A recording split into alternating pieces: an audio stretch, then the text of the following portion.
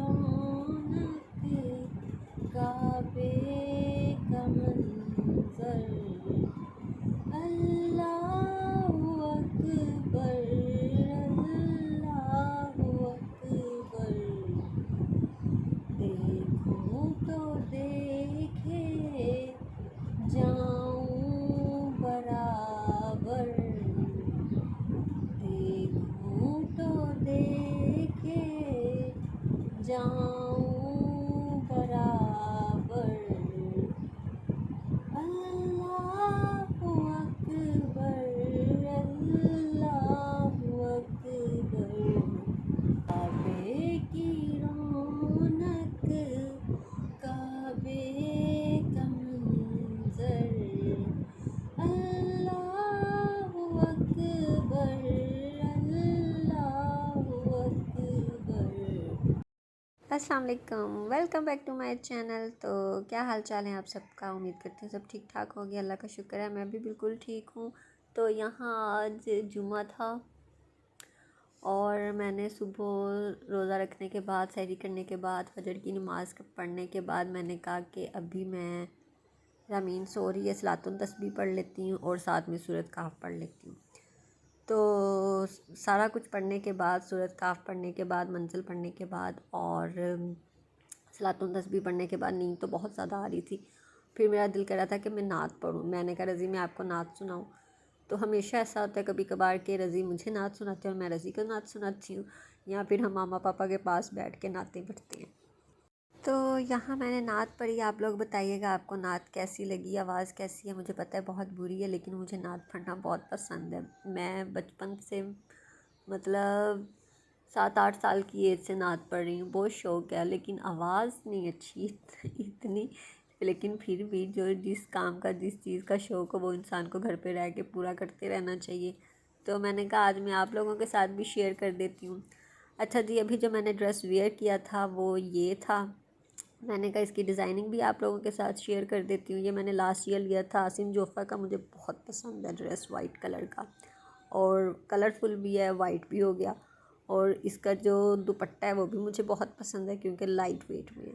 लेकिन इसकी शर्ट बहुत हैवी है, फ्रंट से, बैक से नहीं, फ्रंट से, क्योंकि फुल सीक्वेंस वर्क है और ये जो पर्ल्स वगैरह लगे हुए हैं ना, इनका बहुत वेट है। ड्रेस की सिर्फ मुझे एक बात बुरी लगती है क्योंकि इसका जो बैक है वो ज़रा लाइट वेट है और जो फ्रंट है वो ज़रा हैवी वेट है, क्योंकि सीक्वेंस वर्क है, फुल हैवी, वो पर्ल्स लगे हुए हैं ऊपर नीचे, तो इसका गला फुल आगे आ जाता है।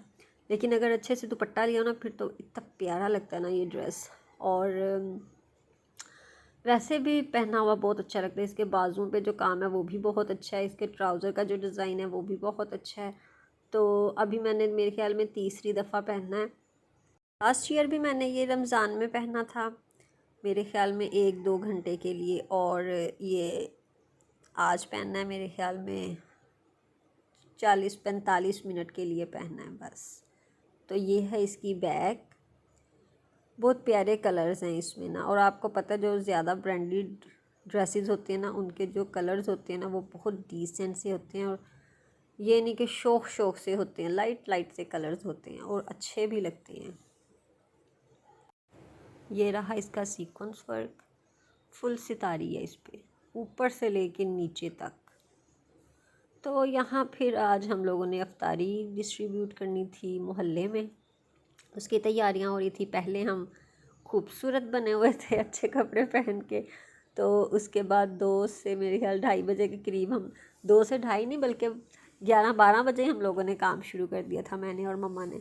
चने जो थे वो मम्मा ने ब्लैक तो रात को ही उबाल के रख लिए थे, जो वाइट वाले थे वो सहरी के टाइम, और आलू भी सुबह सवेरे ही हो गए थे। तो इसलिए जो गरमाइश का काम था वो हमारा ख़त्म हो चुका था किचन में से। चना चाट के लिए जो इमली की चटनी है वो मैंने घर पे बनाई थी। ये जो फ्रंट पे देगची है ये जो बांटने वाला था उनके लिए थी, उस चाट में डालनी थी। जो पीछे है वो घर के लिए थी, मतलब घर पे भी बना के रखनी थी। तो ये दोनों चटनियाँ घर पे बनाई, और ये रहा हमारा सारा काम।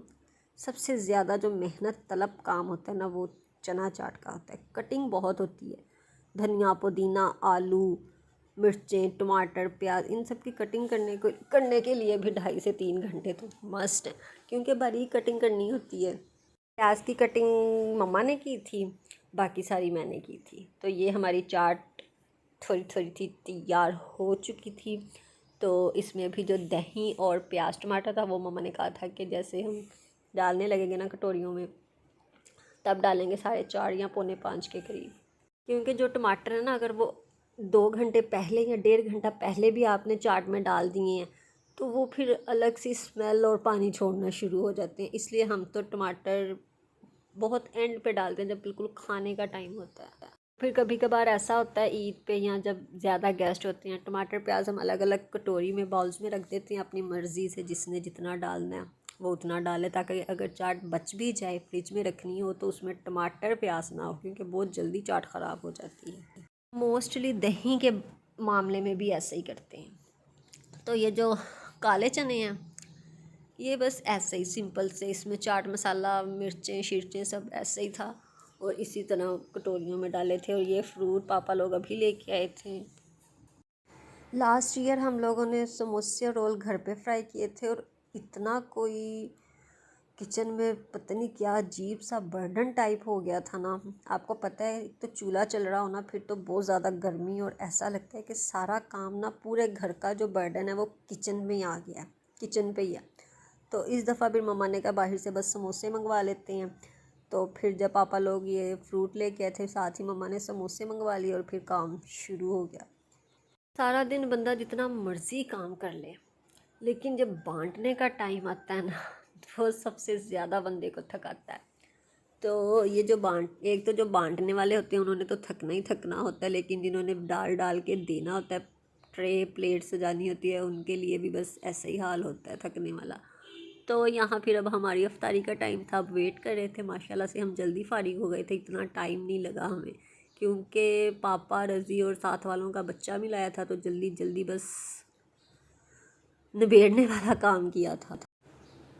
तो यहाँ फिर मैंने खजूरों का शरबत बनाया था और मिल्क शेक बनाया था, और ये साथ में बादाम का शरबत और रूह अफ़ज़ा मिक्स। तो ये हमारी चाट है, वो समोसे हैं, केले खरबूजा सब, समोसा।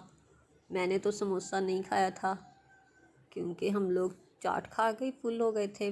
तो फिर मैंने रात में खाया था तकरीबन 11:30 के करीब, क्योंकि अपनी चीज़ थी, छोड़नी नहीं थी। तो यहाँ मैंने टमाटर निकाल के रखे हुए हैं और मैं कह रही थी मम्मा को और रज़ी को कि आपको अगर कोई ऐसा बंदा मिले जो चाट की प्लेट में से पुदीना और धनिया अलग कर दे और टमाटर अलग कर दे तो आपको कैसा लगेगा। रज़ी कहते सबसे पहले तो उसके पीछे सर पे टका के एक थप्पड़ लगेगा कि ये भी कोई निकालने वाली चीज़ है।